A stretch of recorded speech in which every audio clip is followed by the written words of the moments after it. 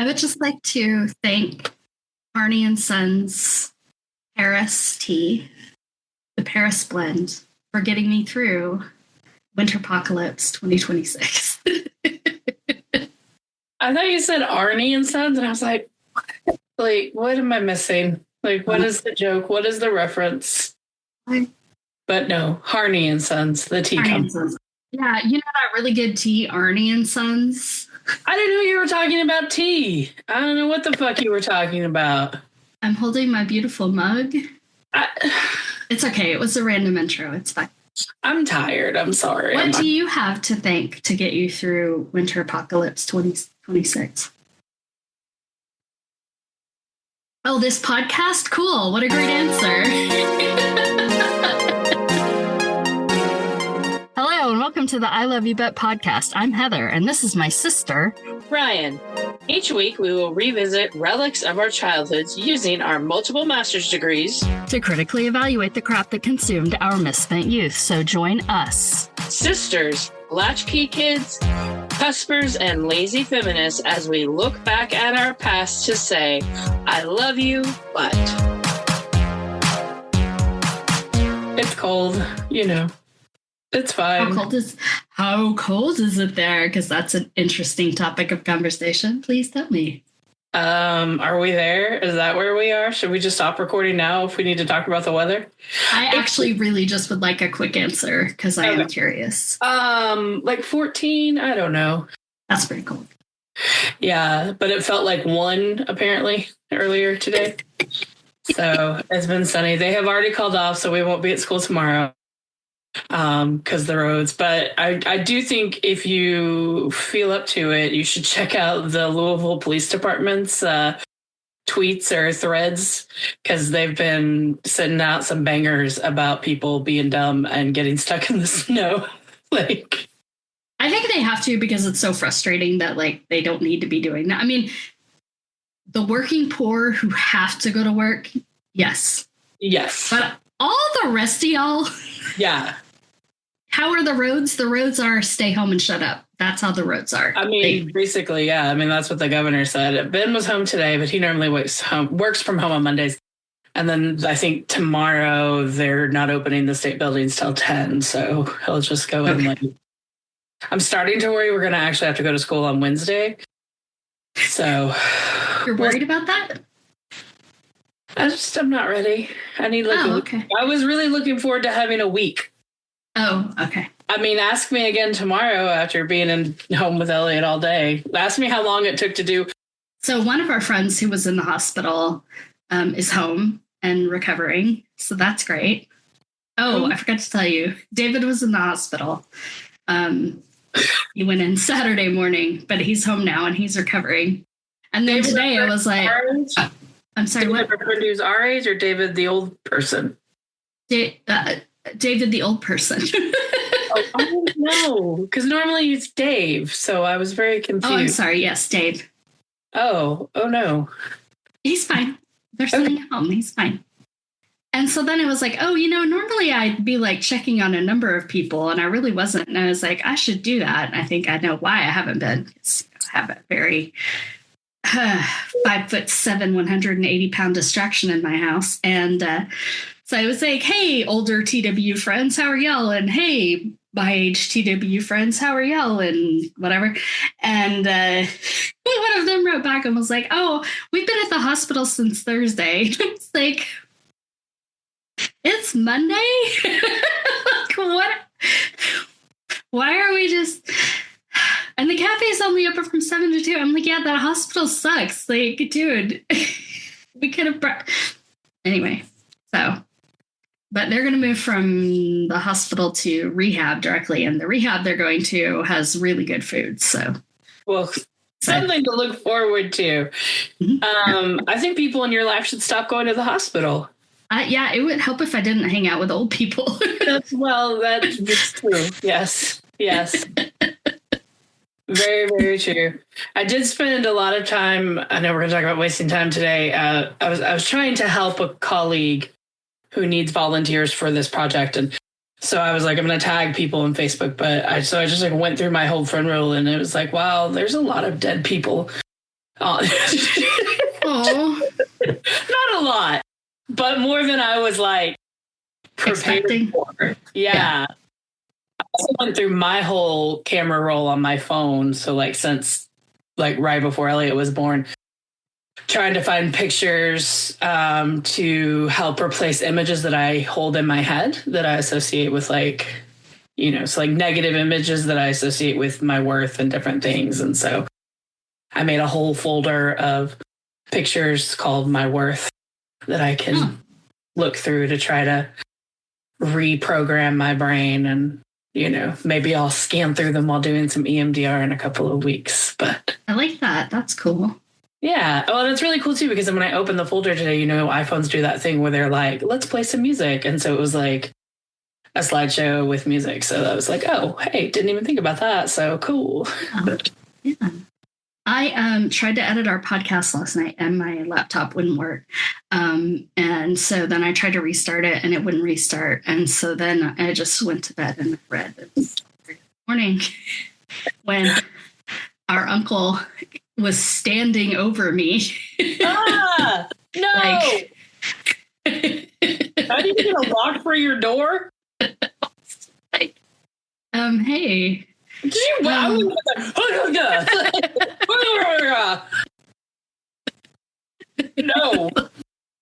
Well, the dog got up. I'm like, okay, the dog got up. Yeah. I said, okay, well, it's still sleepy time. So go back to bed. Go back to bed. And then I had to like turn my light off so it looked like I was going to bed. And I was like, well, it's 1:30 in the morning. I should probably actually go to bed. So that was. Oh, he got him standing over you at 1:30? Yeah. Oh, Jesus. Y'all's fucking dogs, man. Those dogs get That's up. not why, though. He just doesn't sleep. Like Oh, yeah. He's like, I just can't lay in bed. And I was like, it would be a lot cooler if you could. I'm like, I don't understand that statement. Well, the other thing I've wasted time on, of course, is as our friend Bill called it, the ambient fascism that's been going on. Oh no, ambient fascism. No. No. Feeling real great about that. And then I wasted a lot of time watching a little movie that I've been accidentally calling over and over again, Who's Afraid of Roger Rabbit, which makes me laugh a lot because it makes me think of Who's Afraid of Virginia Woolf. And then I start thinking about lines from Who's Afraid of Virginia Woolf if they were said by Roger and Jessica Rabbit. So it's like, don't talk about the boy, Jessica. And then, she's like, I swear if you existed, I'd divorce you. So that was making me laugh a lot. That was a really bad Roger Rabbit impression, by the way. That was your Roger Rabbit impression? Yeah, the second one was. How did it sound? Shut up. Fuck you. Do you want to know another way I've wasted time? How's that? You'll appreciate this one. This is an ADHD one. I don't know if you can see. You can't see because I have my background blurred, but there's a tower of grocery bags in the corner of my bedroom that I don't want to throw away, but like I never actually go into a store to like get rid of them. Yeah. Because I just do ups. But so it's like a tower taller than me of grocery bags. So I like tried to be like, hey, where can I get grocery bags? And that didn't really go anywhere. And then someone was like, well, I know someone who turns them into like mats for homeless people. And I was like, great, let me know. And I never heard anything. So then I decided, I don't mean to sound like a, hold on. One moment. Go ahead. I don't mean to sound like an ignorant, privileged, boozy ass bitch. What does a homeless person need a mat for? Sleep on a sleep mat. Oh, a sleep mat. I just think of a mat as like, wiping your feet on it. Or like a bath mat. Like, I would be offended. You wipe your feet before you enter my cardboard box abode. Like, if you have to really pare the belongings down to like what you can carry on your back or like in a stolen grocery cart, you're really going to be worried about. Like, I would be very offended if someone was like, hello, I realize you're unhoused. May I help you? Here's an upcycled plastic grocery bag Mat. No. Or feet. I'm sorry. Okay. Put the back scratcher away. I'm just really glad I found it. I like find it and then I'm going to lose it again in like 2 days. I have 2. I have 3. I have 2.5 people in my home who are terrible at putting things back where they belong. It puts the lotion. Sorry. About buckets and things you put on your body. I feel like we're just avoiding having to talk about Who Framed Roger Rabbit from 1980. No, I mean, I had written this down as an idea because this was okay. Yeah, go ahead. And also, I got some old people that get real testy if I don't pay attention to them. So I gotta move along. Plarn. Plarn. So I'm going to talk about what I remember because usually I ask you, so I'll just start. I don't remember much. Nope. Same. Later, I did find out the whole LA highway conspiracy thing was a real thing. So I was like, oh, that's interesting. Ben knew it. He knew the whole thing. Like right at the start of the movie, he was like, oh, yeah, da-da-da-da-da-da. And then he kept trying to tell me while the movie was on. I was like, I can look it up. Like, shut the fuck up. Like, I'm supposed to be watching this movie. He's probably so happy to know something that you didn't know that wasn't about plants. He knows so many things I don't know that have nothing to do with plants. Oh, okay.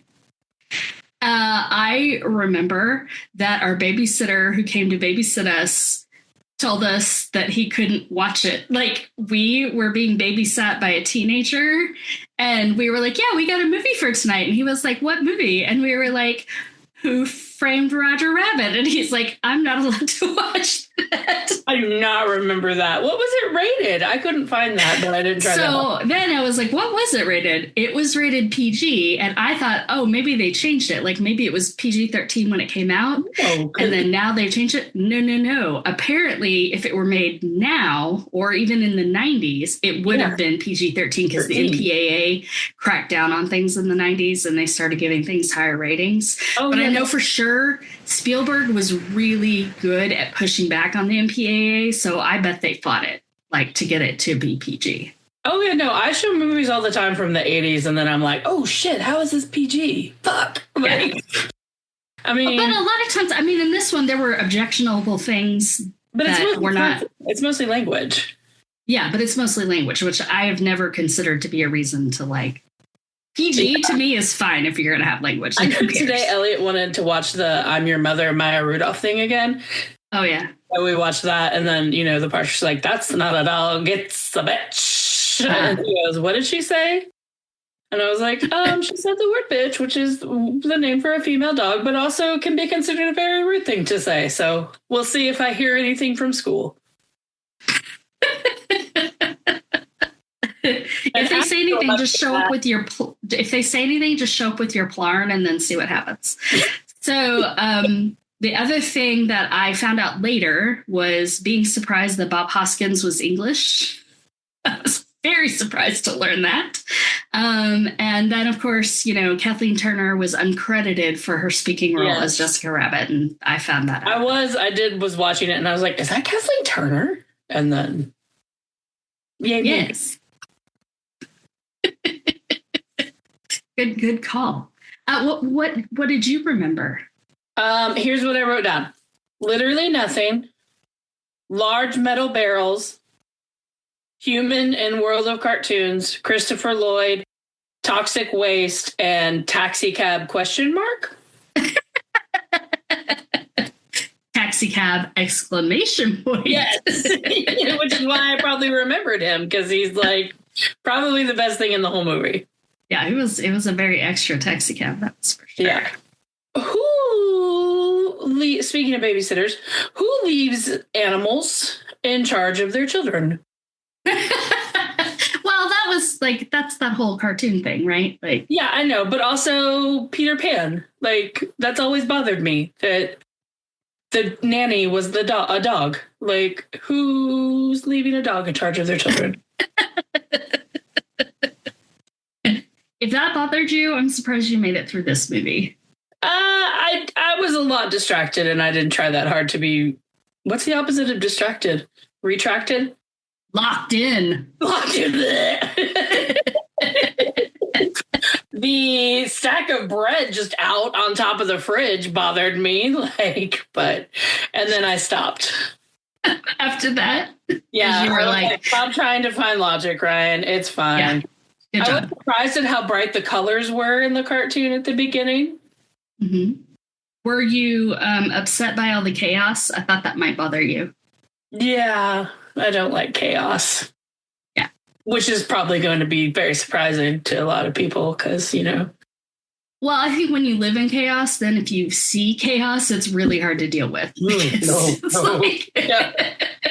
I've already got too much of this. I don't need, this is not entertaining to me. I am trying to figure out why people like this movie because when I started doing some more research into it, one way that I wasted time last night was I watched a whole ass documentary based on a book about this movie because I was trying to figure out a number of things,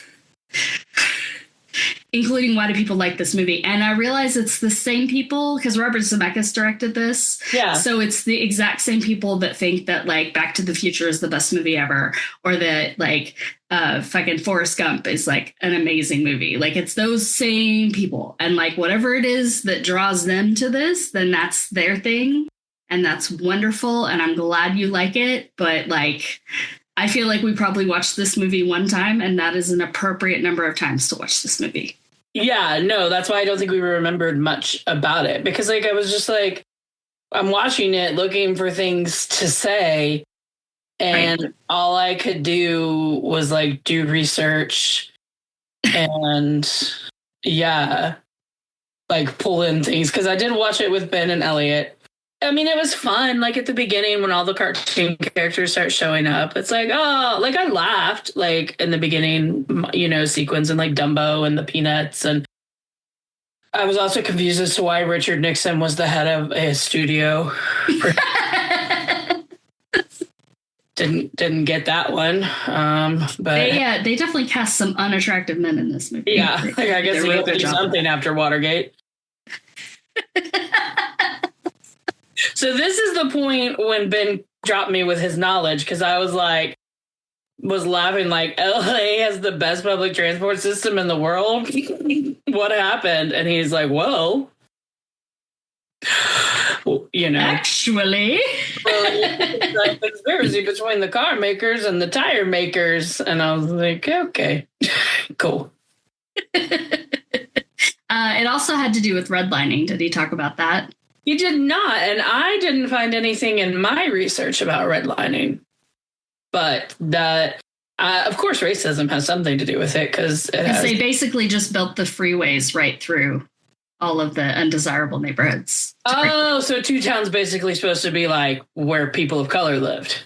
Yes, and when you know that, it actually becomes somewhat of a more interesting movie because you have a villain who is passing as human because he is ashamed and in some ways a self-hating racist.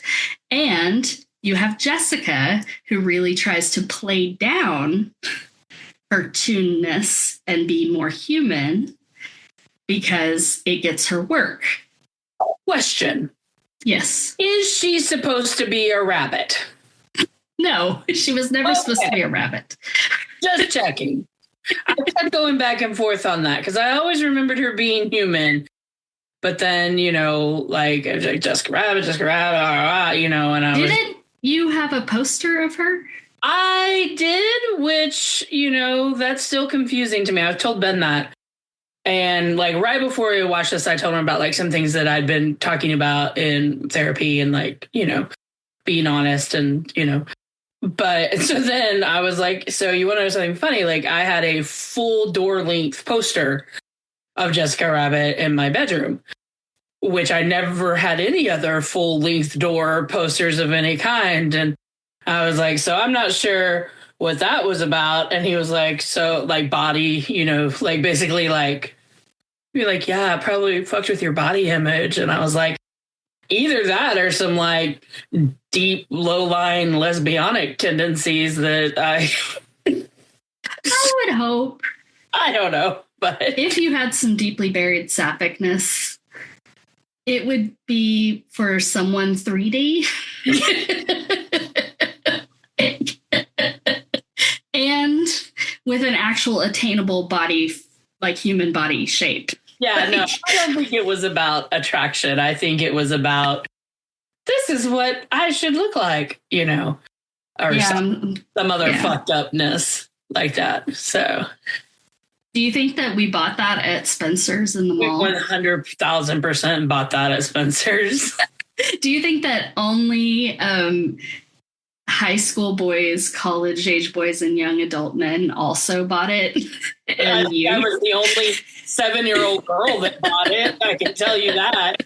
Well, you wouldn't have been 7 because we probably didn't watch this till like 89. Okay, so 8-year-old girl. You were 8. Okay, sorry. Yeah. You're close. No. It was on Mohican, so I was definitely 3rd grade.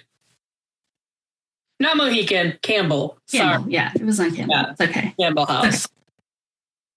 Which makes it sound so much fancier than it was. The Campbell House. Did Elliot really like jumping back to other things, did Elliot like the beginning with the chili sauce?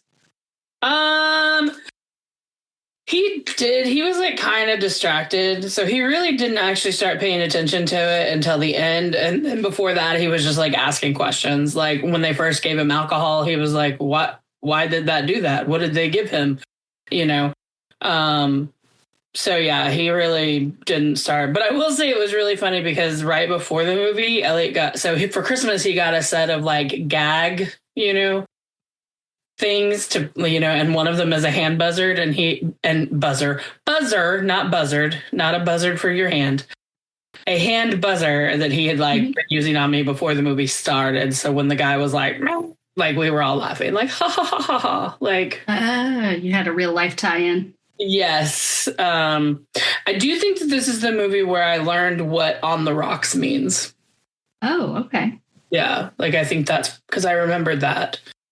Why is Yosemite Sam funny?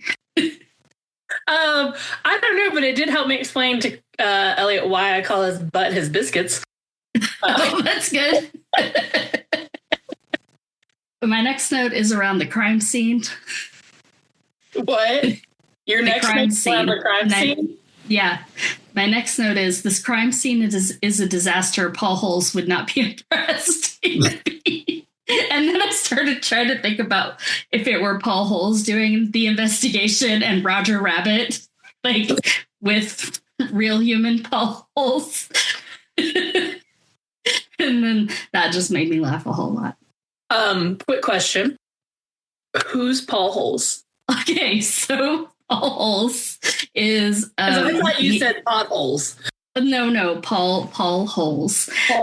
So he kind of got famous because he helped solve the Golden State Killer using forensic genealogy. And so he's been in like some of the documentaries about that case. And then he's been on a bunch of podcasts, and he's done like forensic television. He's had a whole bunch of television, and he has a couple of different podcasts that I listen to. And one of them is on the Exactly Right Network. So like, I am very familiar with Paul Holes, and I really enjoy him because there was another podcast he had with a guy who was super problematic and did something dumb. And so they had to cancel that podcast. But that guy's name was Billy, and Billy would tell a story, and he would be like, yeah. And so like, this guy murdered someone. And then he like, next thing they heard, he was down in South America, and like he roofied this girl, and then something, like he would say the craziest shit. And I would be driving around listening to it and be like, oh my fucking God, what the fuck? And Paul Holes on the podcast would go, that sounds like a red flag. Just like super calm. Like. Yeah. Do you know who I want to see is investigating this with? Who? Benoit Blanc. Can you imagine Benoit Blanc and Roger Rabbit? A cartoon Benoit Blanc? Yes.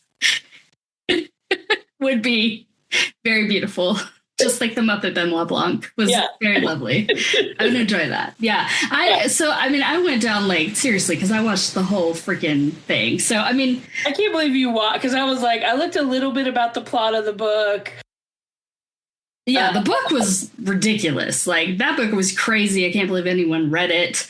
The fact that they like kept trying to push it and kept trying to push it, and it like I mean, there's a lot of problematic things in this movie. Yes. Did you see that it has been entered into the Library of Congress for being, quote, culturally, historically, or aesthetically significant? Well, yeah, because, okay, so technically it is a Marvel, and I'm going to quickly tell you why. Okay. I mean, You understand why, though? So they filmed the whole thing with robots and real people in like it was a real movie. So like when Roger's smashing the plates over his head, that's a robot. That's like a robot arm smashing. I want to see that version of the movie. It's great. You should watch the documentary. It's on Reddit. And hold on. Let me tell you what it's called. It is called The Complicated History of Who Framed Roger Rabbit from Yesterworld Entertainment. And they stole it from a book by someone else. And I was watching it and I tried to rewind it and I wasn't watching it on YouTube. And so then it like went too far and then I could never get it back. So I don't know who wrote that book, and I'm sorry I didn't do very good research. Is that the whole title? All that you just said? That's the whole title? Yeah. The Complicated History of Who Framed Roger Rabbit by Yesterworld Entertainment from a book by someone. Yep, that was the whole thing. Oh, yeah. Anyway. I don't know who wrote it either. So they had to try really hard to get, because of course the cartoons weren't there, right? So they made like big like rubber versions of them, and they would have them in the scene so that the actors could basically like rehearse. So if he has Roger Rabbit in his arms, he has to know where his sight line is so that it doesn't look like he's looking through Roger. He has to like see him, right? Yeah. And then they have the robot doing the thing. So that's layer one. That's just the live action part. Then they had this whole group of animators hiding in England so that Disney wouldn't mess with them, because some perfectionist guy was like the director of the thing. And the whole time he's trying to get his own movie made. And he keeps like throwing away their stuff because there'll be like one tiny thing wrong. And like, it's a whole mess, right? So he is over there with his animators. They are hand drawing in the animation, and then that gets merged in, and it has to be inked and everything else. Third step, the part that made it look better than all the ones that came before, Industrial Light and Magic and a number of other people then painted onto film cells shadows and other things so that it didn't look like it was a flat character. It gave it that look of CG, of 3D. So that's why it looked amazing. And it still looks amazing. I mean, it's like Jurassic Park, where you're like, how the hell did they do this? Like, I was surprised. But they basically made this movie 3 times, is essentially how it came to be. Well, that's why it cost so goddamn much, too. Like, oh, yeah, it cost so much money. I was going to talk to you about that. Wonka cost $3 million to make, which is $24.5 million today. Roger cost $70 million in 1988, which is $192 million today. They went over budget so many times. It was delayed a whole bunch of times. The other thing that I love, little fun trivia about this movie that has nothing to do with capitalism, but we can get to that in a minute. The voice actor for Roger came on set and he like wore a costume and he was there the whole time. So he wasn't on screen because then he would be in the way, but he would be there like saying his lines in the voice and like acting like Roger Rabbit to kind of help everybody. Nobody else did this. Like, it was only him. And everybody thought he was crazy. And then apparently like dailies there being like, no. Yeah. Dailies would leak and people thought that he was actually in the film. They were just like, what the fuck is going on? And everybody thought it was so crazy. And then Andy Serkis came to be. So if you thought that Andy Serkis was the first one going out there being all extra about his animated roles, no. Guy whose name I forgot, who voiced Roger Rabbit, was the first most extra that I'm aware of. I thought it was interesting that they made this movie to save Disney animation. Yeah. And so then I was going to ask you, did it succeed? Did it save Disney animation? Yeah, because a lot of the because that guy took because he wouldn't use the Disney animators, he took a bunch of his people over to England and hid them. The Disney animators were like sitting around like, what do we do? Well, then they decided they were going to make The Little Mermaid. And so all those animators worked on the Little Mermaid, and that's what started the Disney Renaissance. So yeah, it did. Now, whether it did directly or indirectly, ultimately it did. Yeah. Yeah, no, because I remember when The Little Mermaid came out and everyone was like, because I remember mom and dad being like, which I think we talked about because we watched that, right? Yeah. Yeah. The moving, everything's moving. This is amazing. I think that the weasels and the judge were given a lot of Scar and the hyenas. Like, I got a lot of Scar and the hyenas from the Lion King energy from the judge and the weasels. Definitely. The weasels bothered me because they were all wearing zoot suits. Except the one that was wearing a straitjacket. Yes. And zoot suits are a very specific Latino thing. Well, and in LA, they led to the quote unquote zoot suit riots. Yes. But that story is because there was a young guy in a zoot suit who was being harassed by U.S. servicemen and bullied and beaten. Mm-hmm. And that's what led to the riots. And I don't think enough people know that. So then when they had them in zoot suits, I was like, we're just being racist and not historically accurate at all. I forgot to check to see if Disney had a warning before this one. Because, they have the warnings now and it'll like warn you if there's like racist shit in there. I didn't see one. Yeah, because they have it before Lady and the Tramp. So maybe they didn't. What's in Lady and the Tramp? The cats, the Siamese cats. Oh, yeah. Yeah. So it's like... I was like, what, the little Scottish dog? It's a little Scottish dog. Like, it's culturally... I don't remember what the wording was, but it's basically like, offensive depictions of cultural groups or something like that. And smoking, like, that's the big thing. Like, yeah. May I tell you what my favorite line of the whole movie was? That might be my life mantra. Oh, man. What? You have to have a heart before you can have an attack? No. Oh, I liked that one, but okay, go ahead. So it starts with the question, you mean you could have pulled your hand out of those handcuffs anytime? And the answer to that is no, not anytime, only when it was funny. That is how everything should be in life. No, just because you can do something, don't do it. Just wait until it's funny and then do it. Well, I think I lived a lot of years of my life by that mantra, and it didn't work out so well for me. You know what, though? You had a good time, and so did I. I did. I also felt very seen when they were like, where have you been? And he was like, drunk. I asked him, like, where have you been for the last few years? And he was like, yeah, where have you been? Drunk. I was like, yeah, that would have been my answer for like, 30 to 35 plus. I have an answer to a question that was brought up in our Willy Wonka episode. Oh, do tell. Something that is not made cute by a ladder. Ah. Judge Doom. Oh, yeah. No, not made more appealing by a ladder. Yeah, Elliot was not. He was so concerned with the end of the movie. He was like, Are they going to be okay? I was like, honey, I promise you, they are going to be okay. Like, it is going to end well. Like, the heroes will win. The bad guy's going to go, But it was so funny because he's like standing there and he's like, and then he like pulls out the sword that starts singing and he's like wiggling his hips from side to side and like going like this to the like crooning, Bing Crosby or whatever, Frank Sinatra or whoever. And I was just like, you're so cute. Like, that's what I was doing. And then he got mad because he thought I was making fun of him. And I was like, oh. Yeah. And then he just like clung to my neck, like what's gonna happen? I was like, do we need to try? But then when he popped his eyes out, I was like, okay, this is a little scary even for me. Like, I do remember being a little uneased by this movie, by the judge and by the end and like the dip and like that. Yeah. Yeah.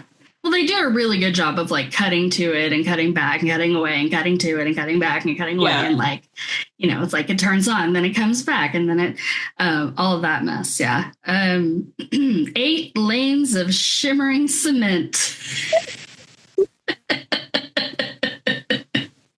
Oh, capitalism is so beautiful. Oh, gosh.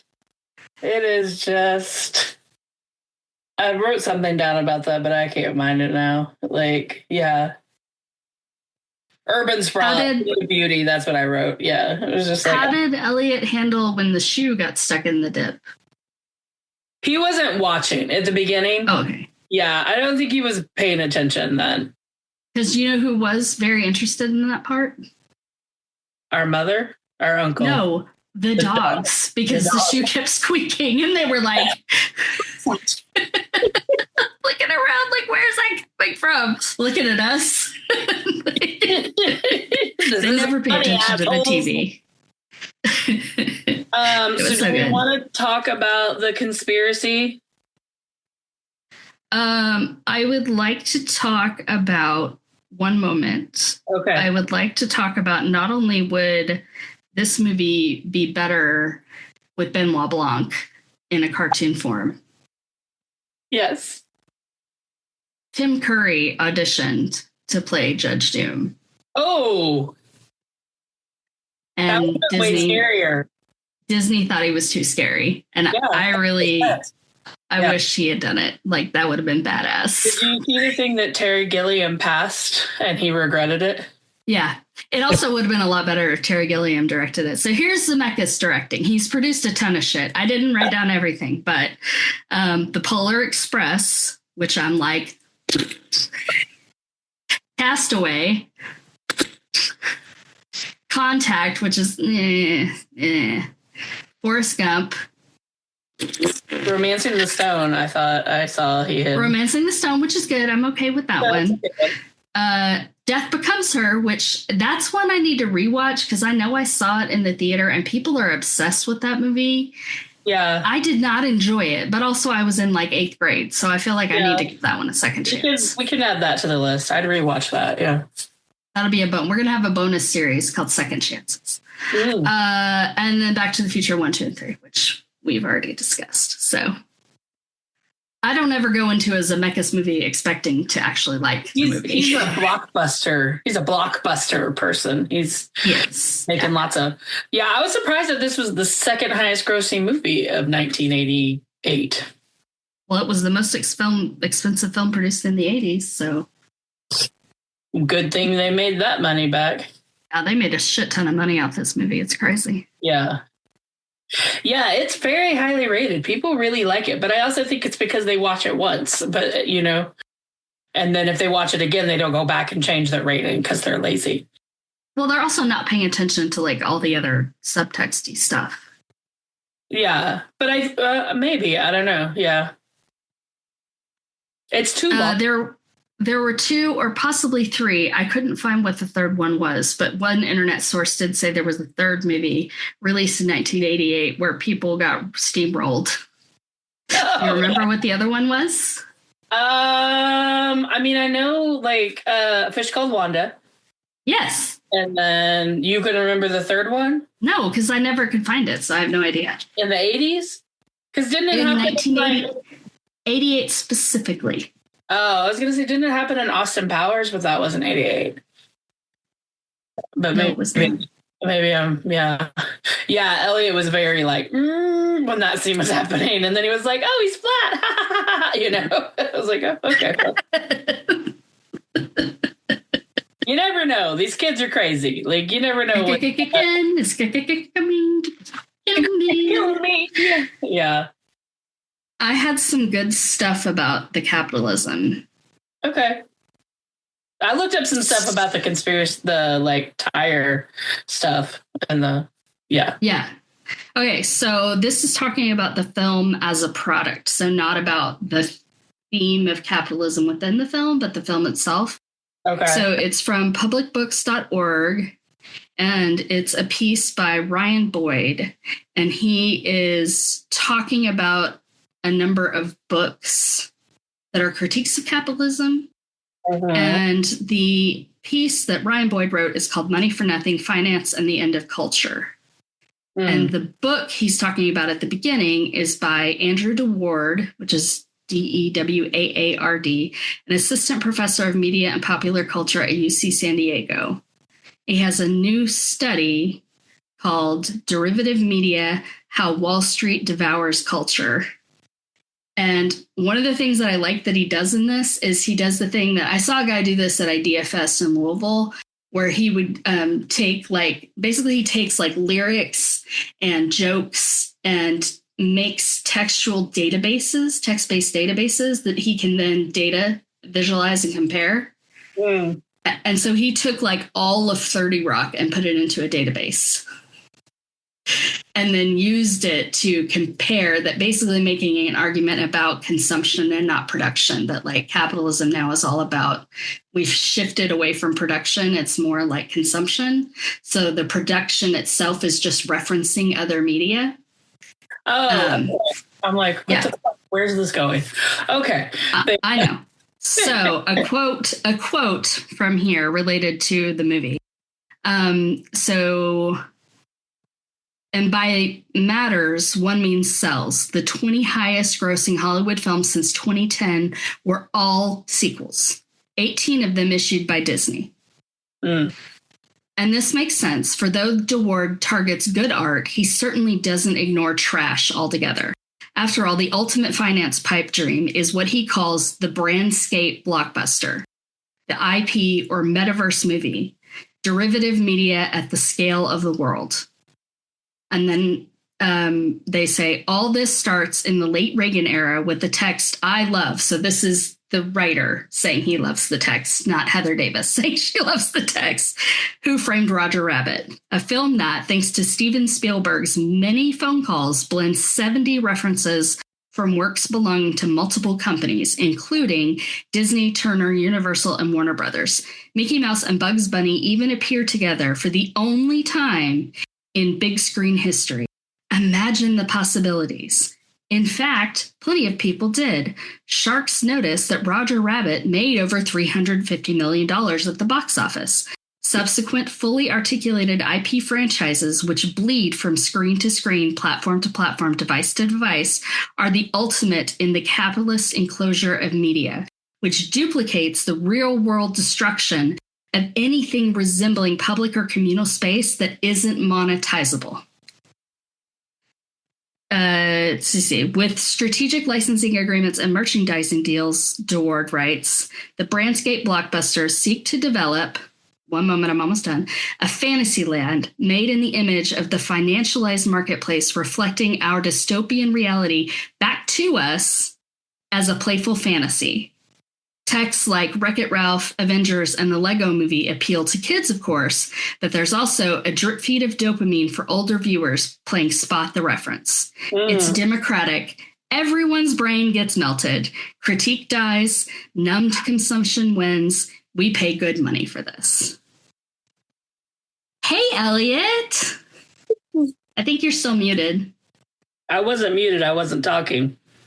Elliot, you did such a good job of letting me read all that boring stuff. Why are you shaking your head at me? You thought it wasn't boring? It was going to be the worst podcast ever? So rude. We're talking about the movie we watched last night. I know. Yeah? Do you have anything to say about it? The only part I didn't like is how the shoe got melted. I like the shoe. Yeah. The shoe was good. Elliot, do you know who else liked the shoe? Yeah. Alfie and Sky. Do you know why? Why? Because it squeaked. They heard the shoe squeaking and they kept looking to see what was squeaking. Did it? Yeah. Silly dogs. Nah. Nope. Elliot, you're going to have to leave. Stop. Anything? Do you ever want to see that movie again? Maybe. Maybe I not. didn't like how the car was hurt. You didn't like how the car got hurt? Yeah, I didn't like that either. But the only part I did like is how the big guy got melted. The big mean guy got steamrolled and he got flattened. Mickey Mouse didn't get melted. Oh, Mickey Mouse didn't, right. Yeah. You saw a lot of cartoons in there, weren't there? Yes, there was like every cartoon. Yeah. And now you know about Yosemite Sam. Who? The one who's Yosemite Sam. My biscuits are burning. My biscuits are burning. All right. Anything else to say about Who Framed Roger Rabbit from you, Elliot?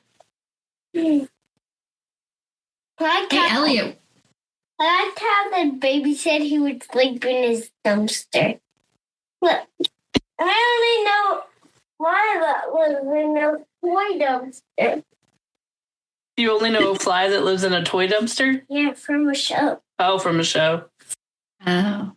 Elliot, what did you think about the fact that the villain was actually a cartoon pretending to be a human? What do you think about that? Hated it. You what? I hated it. You hated it? You hated it. Hated it. All right, we'll go on away so Dee Dee and I can finish up, okay? We're almost done. I'll give you your mommy back in just a minute. And that's how they get lost. Off he goes with my back scratcher. I'll find it in 2 months. Exactly. Oh, okay. What do you want to talk about the capitalist Well, it was just misadventure? like, like public transportation is an issue in many parts of the country. So it was just interesting to see where a place that had really good public transportation and then it had gone away. And of course, like, okay. Unsurprisingly, it's corporate greed, right? Yeah. So, and not necessarily to get rid of public transportation, right, for like cars, but it was just like buses, to like bring in buses and things like that. Well, because the buses have more consumption, so gas and no. But then like the roads for them and all of that too. So it was interesting. Like I was more interested in the like court case and like, the conspiracy part of it and the like, antitrust and all of that, which basically they were acquitted and fined $5,000 and like the general manager was fined like $1 or something. So just ridiculous stuff. I mean, it was interesting. I don't think that the movie does a good job of dealing with the stuff it tries to deal with, right? Like, no, not at all. Like finding anything meaningful in this movie at all is like totally accidental. Yeah. So it's like, why? Like, unless you want a very clear example of the objectification of women. Yes. Which was done on purpose, but not as a critique. Yay, yes. 1988. Yeah. Things have gotten so much better. Mm-hmm. So yeah, like it's just like, just stop, it's almost more annoying that they were trying to do something when it's just like, just make a fucking movie where like humans and cartoons are together. Like, I don't know. Like, maybe they realized it had no substance, so they were trying to give it substance. It just seems like it was like, well, we need a reason. We need something. Here's the thing. Like, just like somebody just like kind of slapped it on there. Like there were 40 drafts of the script. So many different people touched it. Like, no, I do not find this to be an amazing. I mean, the parts they cared about getting those character rights and being able to be like, dude, we got Tim Donald Duck and whatever. Like that to me is like, I'm like, okay. And like Ben did comment on that. Like, I didn't even think about it. And then he was like, I don't know how they got Daffy and, and all of that. Yeah. And I went to look it up and I was like, because I don't think about like, oh, yeah. I don't think either. I mean, metaverse. This is like a Marvel, whatever the opposite like of a Marvel. crossover, where I don't, and it's there is some version of being a consumer of media where that matters to you and that's exciting, and I am not that type of consumer of media. I'm not going to say I'm a better or worse or whatever. I'm just saying to me it's different. Like they were all horny to like get those characters together and be like, we got all the biggest cartoons ever, yeah, except Popeye. And then also they were real horny to like make it look better than it had ever looked before. Like that was the big thing. So things like Bob Hoskins is just like an accidental good thing, and like it being a critique of capitalism is just an accidental good thing. Yeah, no, it was definitely like guys who like became film studies majors in the like 2000s, like kind of people that like this movie. Yeah. Star Wars fans and shit. Yeah. But like, I mean, but it's just interesting because like, I think in one way you and I really do appreciate references to other things.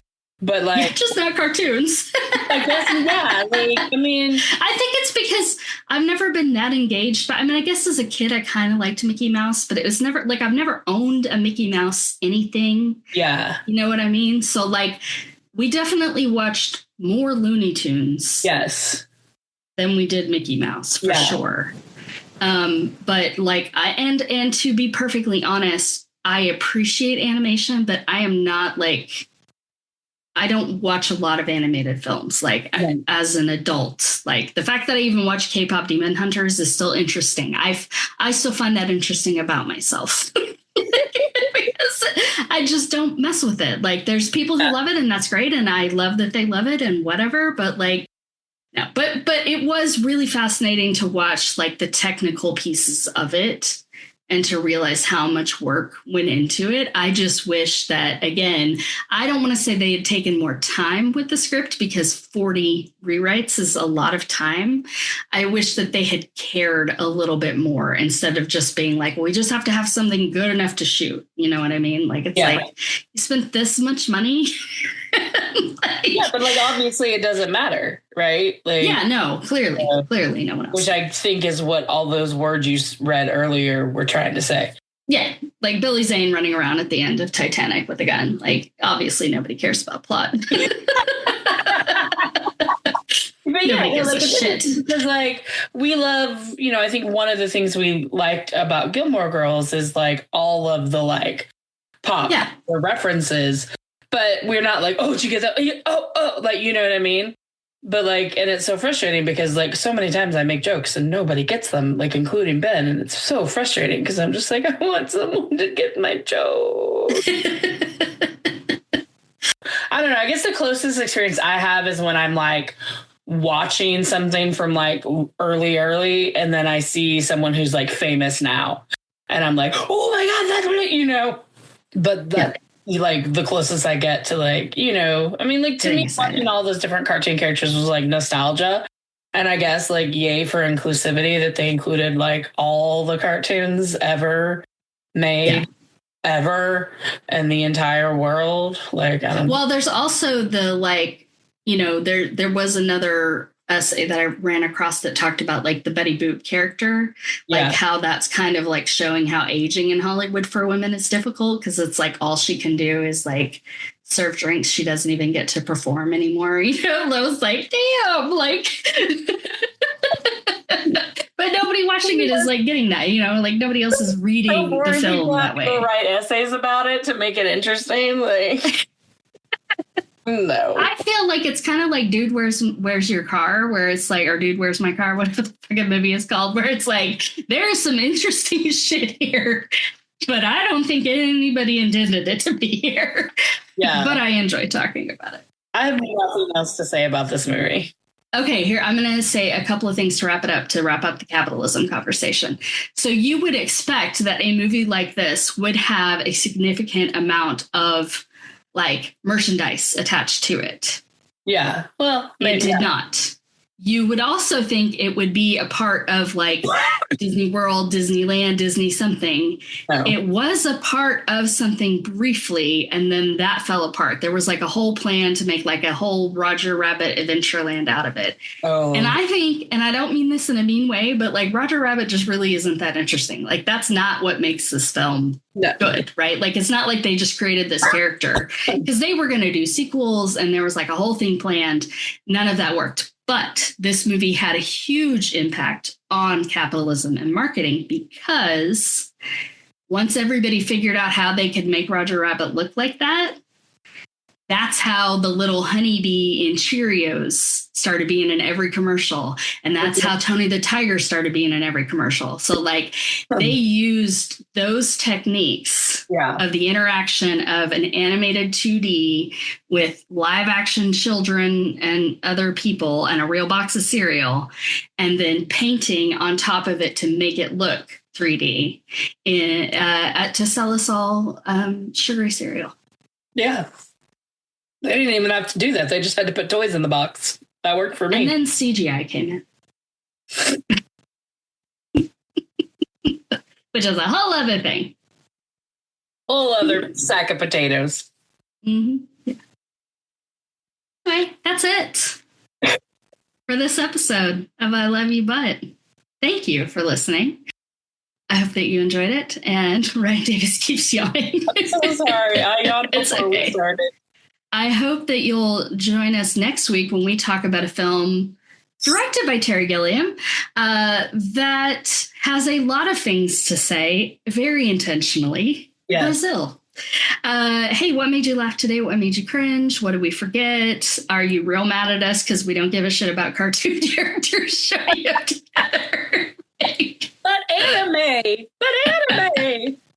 I'm still angry at the New York Times for sending me breaking news that the Beckhams were fighting with each other. Like, I cannot tell you how much I don't give a shit about cartoon characters being on screen together. Like, there are just some things I don't give a shit about. Hey, we want to know your thoughts, though. Tell us. Agree, disagree. We love you guys. Find us on Instagram and Threads at I Love You But Pod, or bite the bullet, get a little drunky like good old Bob Hoskins, and email us at iloveyoubutpod@gmail.com. Listener email and comments may turn up in future episodes. Be sure to, if you like us, tell people. That'd be great. Tell people. That'd be awesome. And also rate, review, follow, subscribe. All those things help us look like we're legit and people should listen to us. The I Love You But wherever you get your podcasts. Thank you for listening. I'm Heather. I'm Ryan, and we wish you lots and lots of conditional love.